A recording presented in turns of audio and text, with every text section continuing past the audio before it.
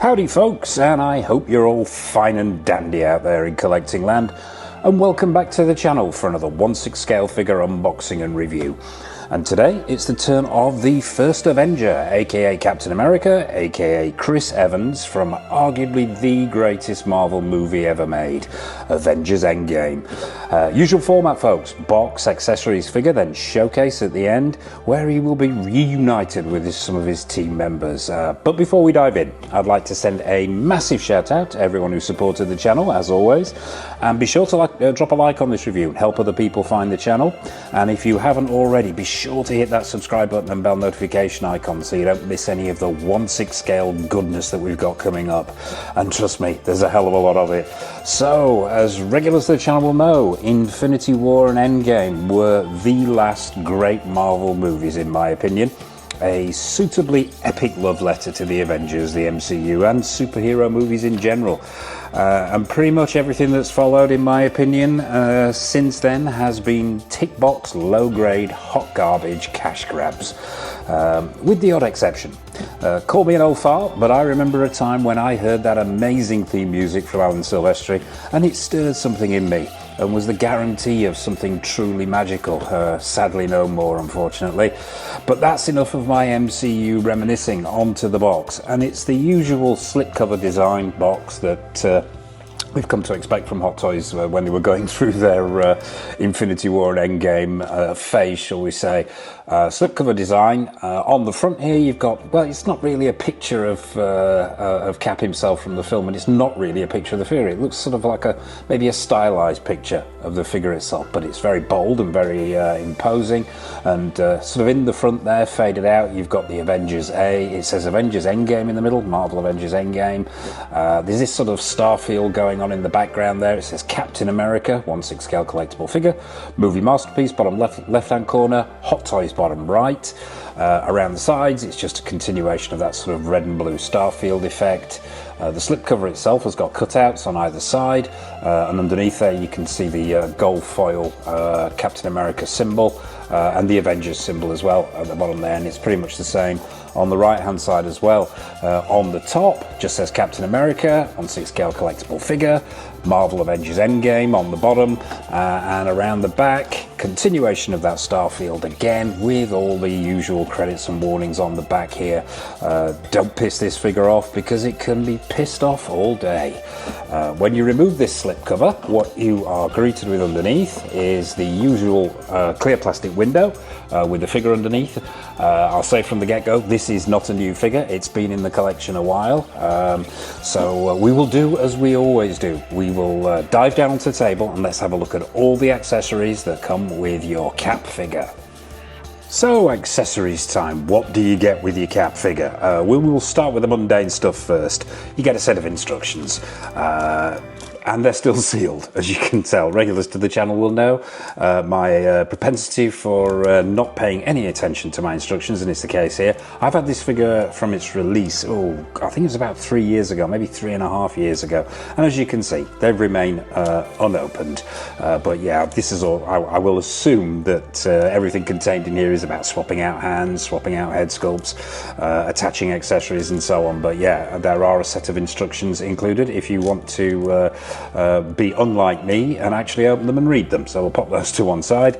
Hands, we need to look at the hands. Now you get 1, 2, 3, well, there's 3 pairs and what seems like an extra one, so you've got 7 hands in total.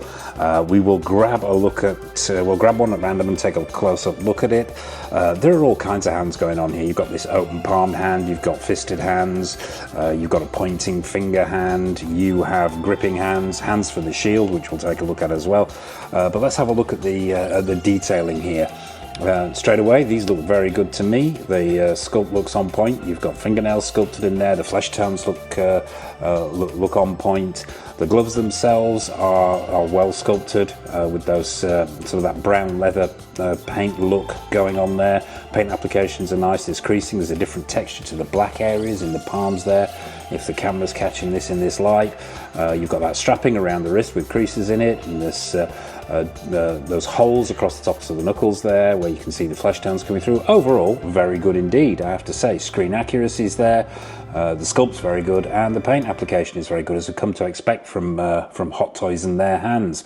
Let's do the flexibility test. Yeah, it's a medium, as always, with Hot Toys hands, which normally means that there won't be a requirement for a hairdryer or hot water. But yeah, let's grab another one at random and just see if we're looking at the same kind of quality. Yeah, paint application's very good, screen accuracy on point, sculpting very good, just overall very high quality.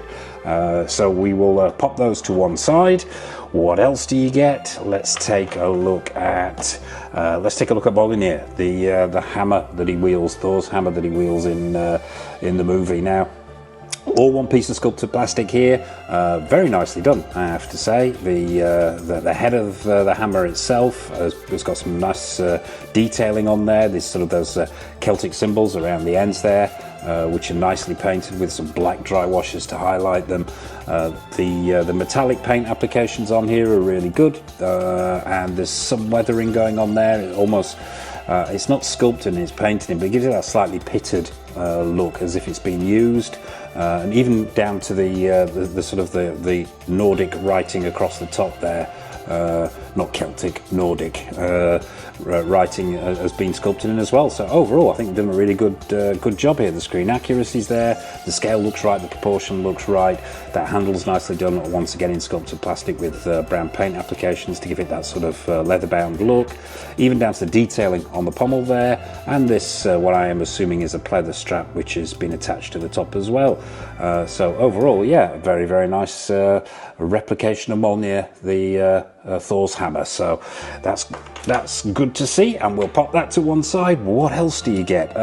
Let's take a look at his shields. Now you get two shields with this figure, and they are both plastic. You get the complete shield and the broken shield.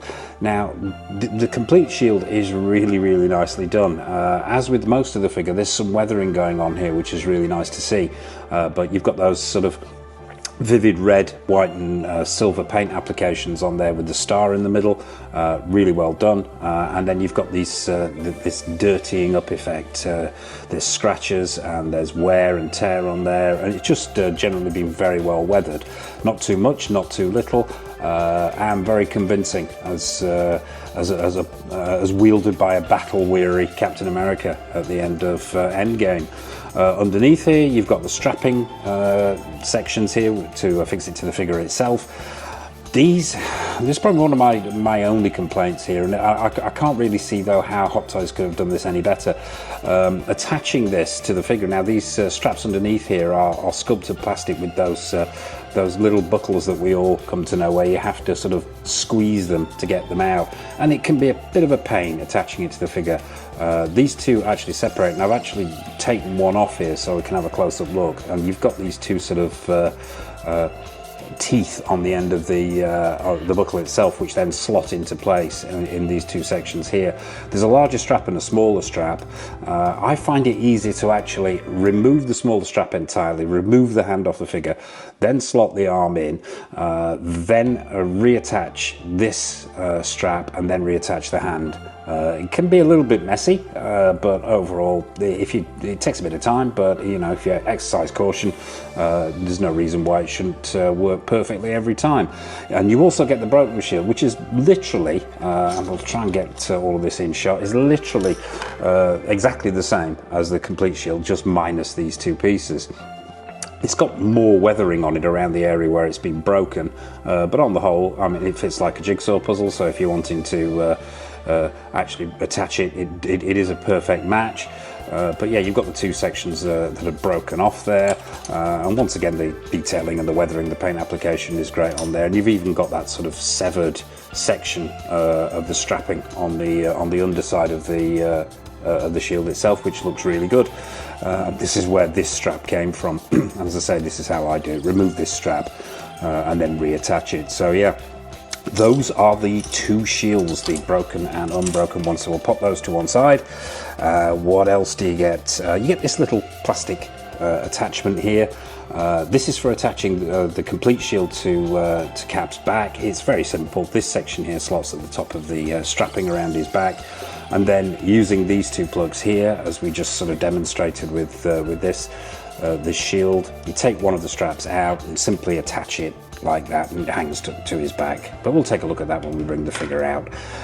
What else do you get? The compass. You get Cap's compass. Now, this is very small but really nicely done. All one piece of sculpted plastic. You've got some paint applications on here to give it a metallic look on that hook on the end there, and at the hinge section, and it does open. He said confidently. Now I'm going to try and get my fingernail underneath this and open it up.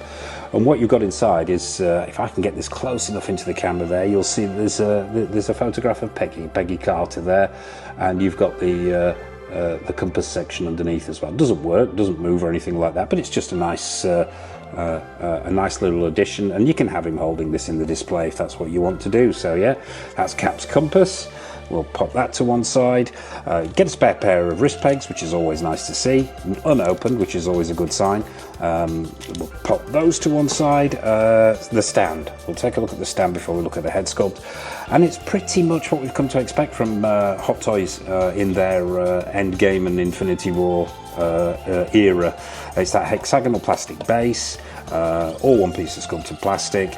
Nice to see, felt pad feet on the bottom, so minimizing slippage in the display. On the top you've got this sort of, it's like a sort of thick sticker almost. I like these bases, and I like what Hot Toys did here, and they've sort of continued it with other figures as well.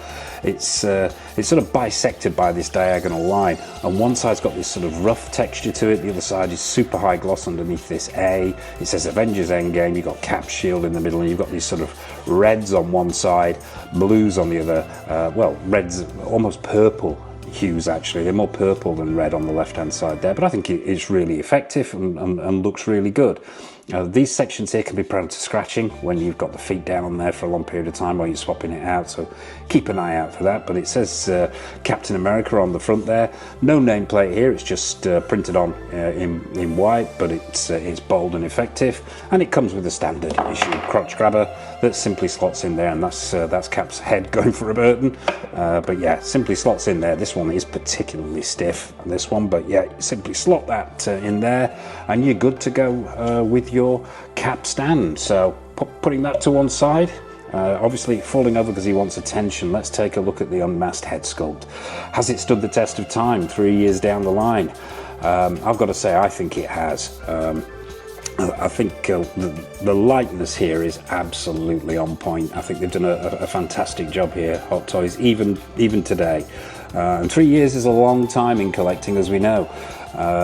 Things can change very, very quickly in this business, but I still think this actually holds up today. I think it's a cracking head sculpt. Now the unmasked head sculpt is fixed neck, whereas I believe the masked head sculpt isn't.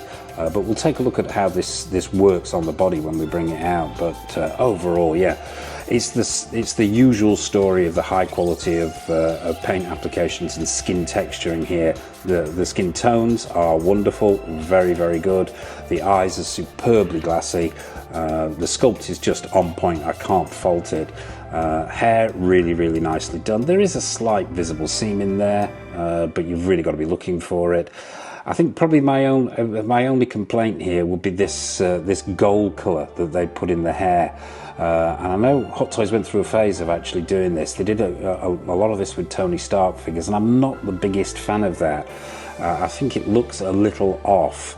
Yes, Chris Evans's hair is sort of light brown with blonde bits in it, shall we say, but I'm just not awfully keen on this gold paint colour. I think it's a little off. I don't think it throws off what is essentially a really, really good head sculpt. I can't fault that. I think the lightness there is absolutely on point. I think they've done a cracking job. So yeah, that's your unmasked head sculpt. The masked head sculpt, which we'll take a look at when we bring the figure out, actually comes with 3 interchangeable magnetic face plates. Let's have a look at those. Now you get this neutral view, neutral sort of lower face look, shall we say, with the strapping on there, and really it's pretty much a carbon copy of the bottom part of the mouth here, from the bottom part of the face of the neutral head sculpt, the unmasked head sculpt. But yeah, I think once again they've done a cracking job. You get 3 of these, one with the sort of the gritted teeth look, and the teeth are really nicely done. If I can get this into shot. As with all Hot Toys, you get that really, really nice sort of paint application, which gives it that ivory, shiny look on the teeth, which I really like. And you've also got the angry mouthpiece as well, with where the mouth dips down more, showing a lot more teeth. This is one of my favourites, I've got to be honest, especially in a dynamic pose. And if you've got other Marvel figures and you've got them in combat poses, I think this one works really, really well. Probably this is the one I use the least, is the gritted teeth one. But I'm a big fan of the neutral one and the angry one. So yeah, and there's a magnet on the back there, and we'll take a look at how you swap those out when we bring the figure out. Finally, you get a empty cowl, an empty mask. Now, you can't put this onto the onto this head sculpt, so don't try. This is way too small. But this is just designed for when you're using the unmasked head sculpt, if you want him holding it, and it's just really nicely done. Hard plastic on the top. The straps are a softer plastic. Paint applications are really good. The colour is on point. The design is on point. That A has been weathered, has the top of the helmet there. And just overall, yeah, the screen accuracy is on point, and the paint applications and sculpt are great. So yeah, that is the mask to be carried, and that's it for accessories. So without further ado, let's bring out Cap himself. Let's get him onto that stand, onto the turntable, and find out if the years have been kind to him. Okay folks, so here he is. It's Cap himself, onto the stand, onto the turntable, and I couldn't resist a little pose there. First impressions I cannot give on this particular figure because, as I mentioned at the top there, I've had this since it was released.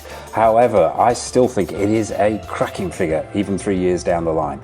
I think the proportions are nailed on, the suit is right, the colours are great, the body is just absolutely on point, accessories nailed on, head sculpt we've already talked about, I think is fantastic. It's not without a few little niggles, but we'll get to those. A couple of those niggles are actually worth mentioning at this point as well. Let's stop him from spinning. Getting that shield on and off can be a bit of a ball ache. As I mentioned at the top there, these tiny little straps that go in, I find the easiest way to do it is to actually remove this entire strap, remove the hand, then attach the strap to the hand, attach the shield to the upper arm, then reattach the hand, then reattach the straps to the shield. It can be finicky and, as I say, a bit of a ball ache, but it is what it is. And also as well, and now I don't know whether this is the years I've had this figure, but this right hand that is supposed to grip Mjolnir has become a little bit loose over the years. A hairdryer on there will tighten it up, but it does want to give a little bit, and sometimes it does drop the hammer, but minor niggles there. Also probably worth mentioning at this point as well is I don't own any of the Cap figures. I know, hard to believe that Mr. Go Figure hasn't got any more Caps in his armoury, but this is simply down to the sheer volume of figures I've got in the collection, and how deep the MCU rabbit hole actually is. There are so many different versions of Cap, there are so many different versions of Iron Man and a lot of the other figures as well. I sort of wanted to go with one and from my favourite movie, and so I went with this one. But yeah, there are many, many more out there, but I think this one is absolutely on point, I really do. But we will have a close-up look at him as we always do, and we'll start at the bottom and work our way up. I'm going to remove the hammer here because no doubt at some point it will just fall out of its own accord during this section. We will start at the bottom, work our way up. Let's take a look at these boots. Now, I think Hot Toys have done a cracking job with the screen accuracy here. They are sculpted plastic. The top section here is a slightly softer plastic. The feet, the boots themselves at the bottom, are a harder plastic, but the detailing is great, the sculpt is on point, the style is right with those sculpted in and painted buckles, and the changes in texture there are screen accurate.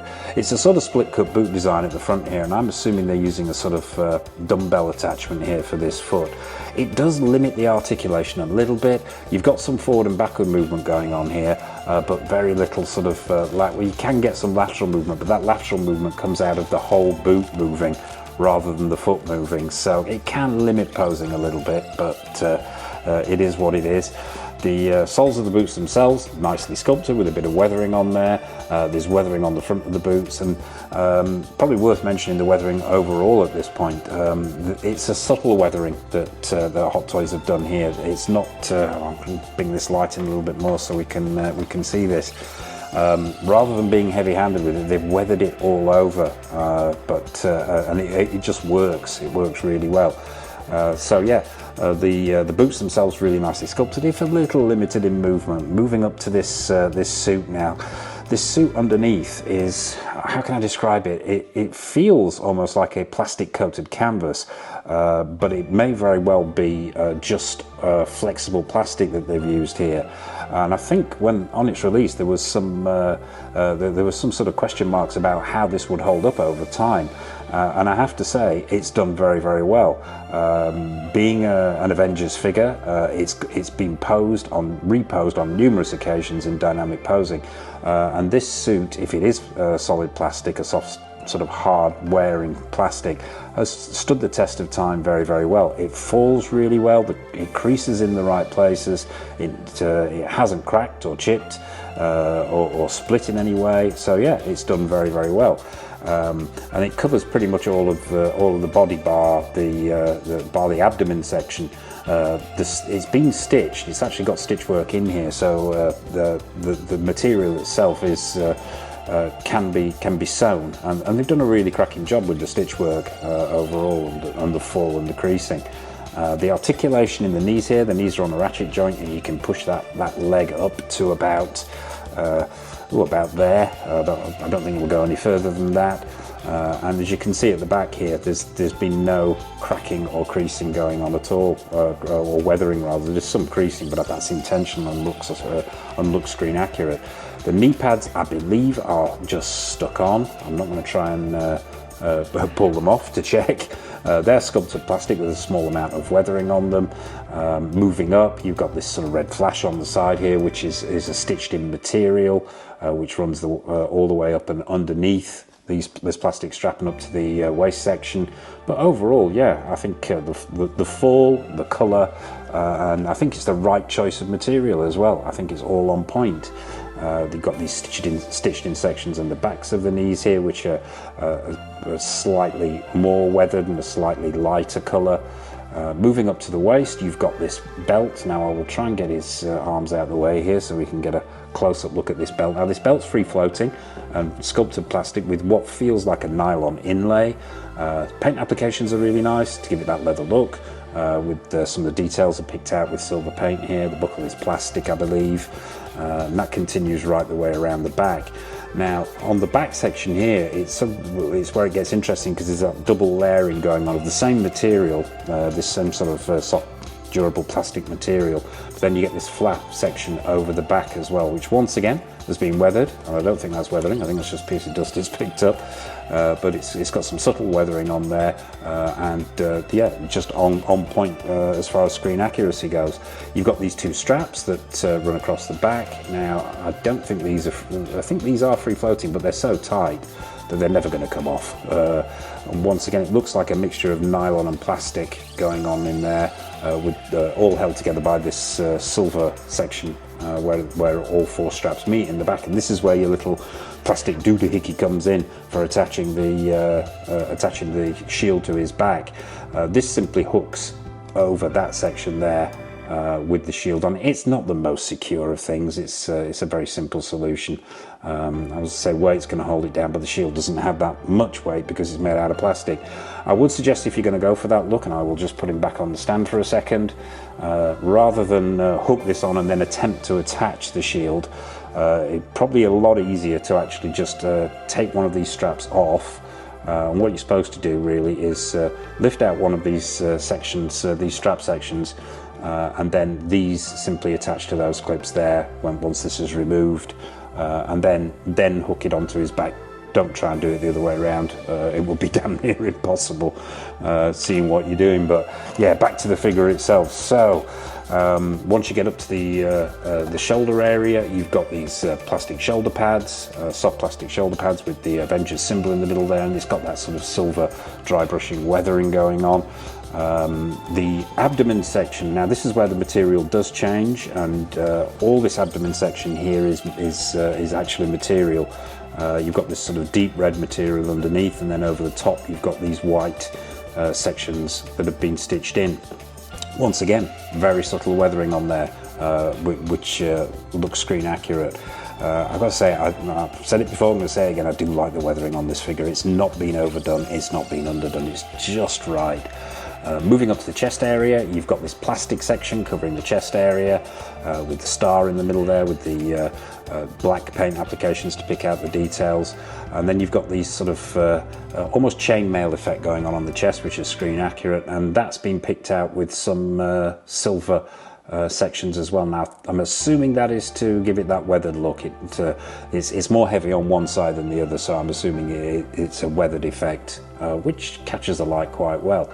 Those straps around the front, and that one's slipped there, have got two buckles on them, and once again it's layered up to the neck where you come back into this same sort of flexible plastic material. The arms themselves, let's check the articulation at the shoulder. I believe you've got a butterfly joint going on there. Yep, there's a butterfly joint there, and you've got I believe is a ratchet at the arm there. Possibly a ratchet, I can't really tell under there, but possibly a double bend going on as well. His arm will actually go all the way up to the side of his head, which is great to see. So you can, I think with some futzing, you're going to be able to get that hand quite high. It's good to see as well, I mean, if I can get this in shot, underneath these arms here, where they meet the top of the body, and in the elbow joints here, you've got a material section actually being sewn in, so it's not this constant flow of this plastic material. So with that in mind, that's going to probably help it age better. With material in there, you're going to be less prone to cracking, especially with the arms, which are probably going to be the things that are moved the most on this figure. But yeah, surprising how good the articulation is on a figure that's got this amount going on and a full bodysuit on. It's pretty good. Let's check the articulation at the waist there.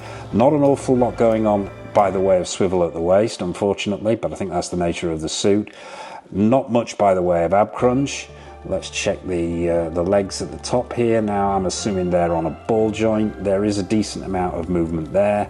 You can really open up these legs quite wide. That's about as far as they'll go without risking ripping that suit in the crotch area. So you can get, there's a decent amount of leg spread going on there.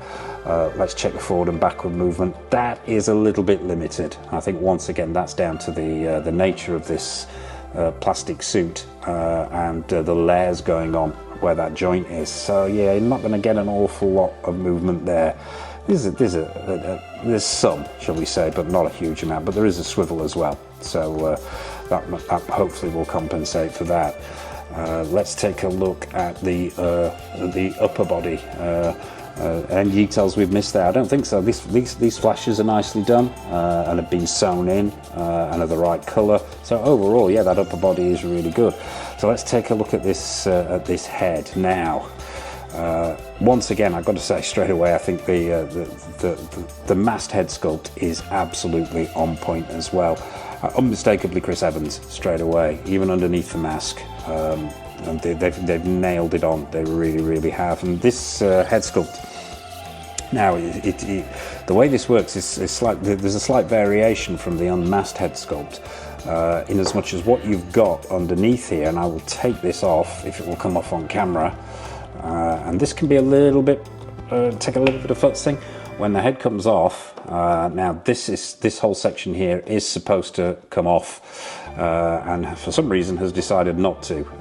So let's reattach the head and see if we can't get that neck connector to come out. If we can't, then we will have to, no, we can't. It's decided not to work today, but it is what it is. What it should do, and what it normally does, and what it did off camera, is that whole neck connector section will actually come out inside the body, and deep down inside there you've got another ball joint, and you simply slot this whole unmasked head in, and it connects there. And for some reason it doesn't want to do that here. I'm not sure why that is. I will futz that off camera in between takes, and you will see the unmasked head sculpt in the showcase at the end. And while we've got this head off, we'll take a look at the how you swap out the faceplates. It's very simple. People who own Hot Toys figures will know how this works. It's the same principle as with Batman figures and so on. You simply get your thumb underneath the faceplate there, and it slots out. Simple as that. And you can pop in another one. Magnets on either side, and it can take a little bit of futzing to get this in the right place. Sometimes you have to squeeze at the sides. I tend to do it this way, and sort of go nose first, and then a little bit of jiggling on either side there. And hopefully what will happen is, he said confidently, is this whole faceplate will slot in. And it's not doing it on camera.